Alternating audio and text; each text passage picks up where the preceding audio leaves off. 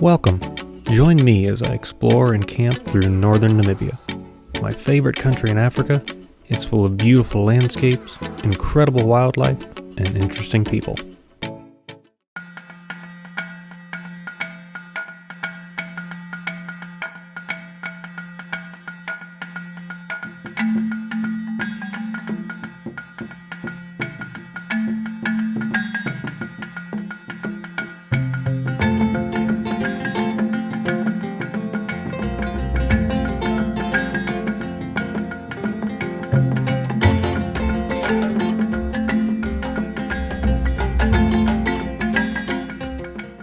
Well, I camped in Epupa last night, and there's somebody here at the campground that has access to a Himba village as a translator. So I'm supposed to meet them here this morning, and I'll be taking my first trip into a Himba village. So we'll see how that goes.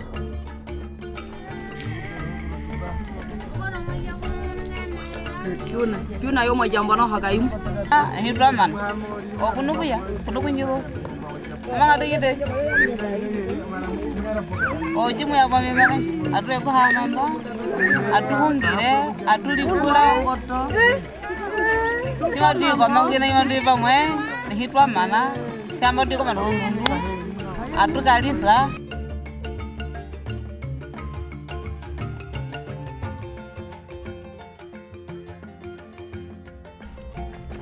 After spending some time outside talking and getting some pictures, I was invited into one of the huts where a Himba woman was demonstrating a smoke bath. The women cover themselves in okra, a red mineral, and butter mixture, and bathe in smoke twice a day and never bathe in water. She can walk amongst the public, she's still smelling the same.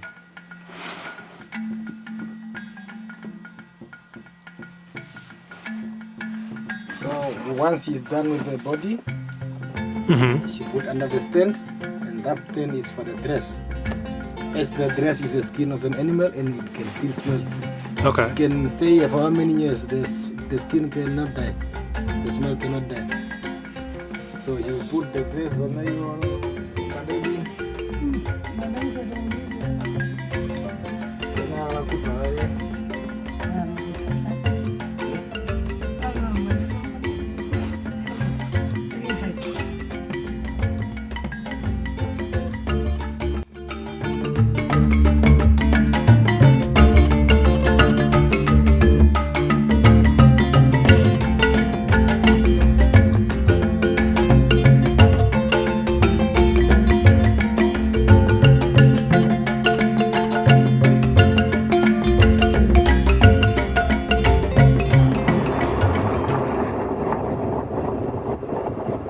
I'm on my way up to Epupa Falls.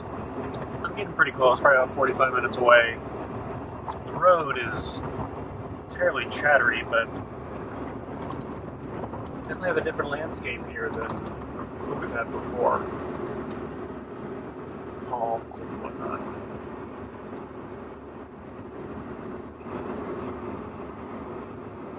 Oh man, this first bit is smooth in like an hour.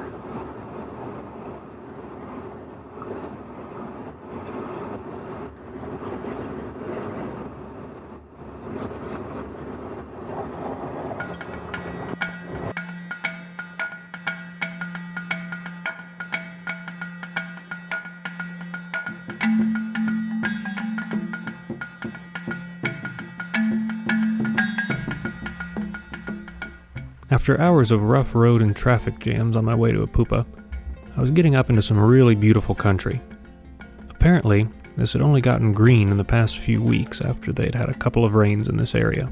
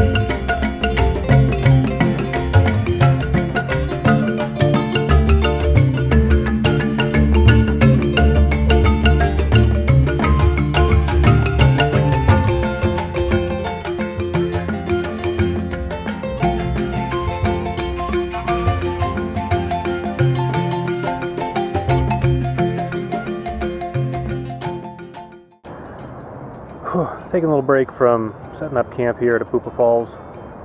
It's pretty hot, not too bad in the shade, but definitely hot. The drive up here was worth it though. This is one of probably the best campsite I've had so far. Let me show you guys.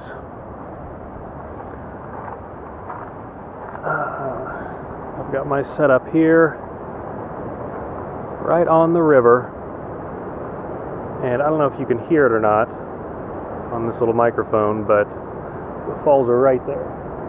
In fact, you may even be able to see the plume coming off of them.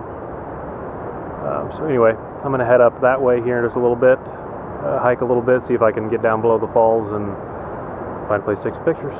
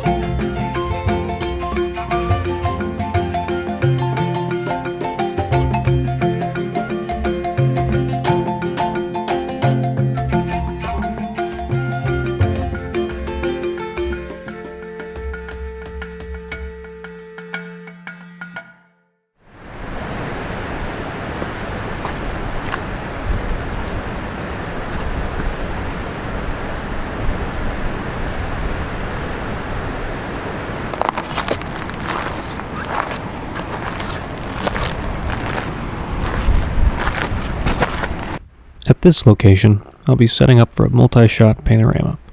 I'll walk you through the process I use as we go along here.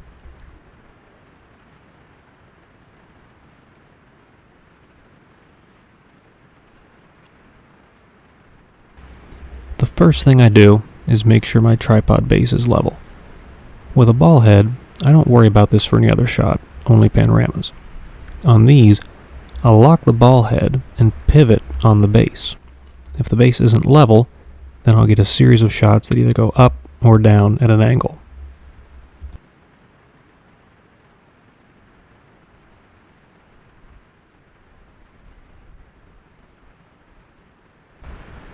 The next thing I do is set my focus.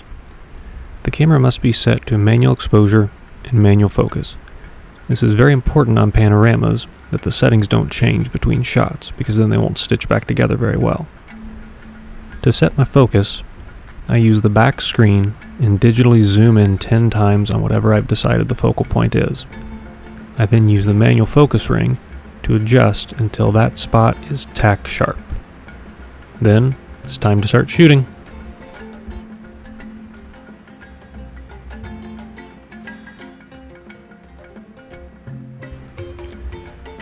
I use a remote release to flip the mirror up. Then I wait a few seconds to allow vibrations to dissipate, and then click a second time to expose the shot. When I move the camera for the next shot, I try to overlap the previous shot by about a third. This gives the stitching software plenty to work with to stitch all the photos back together.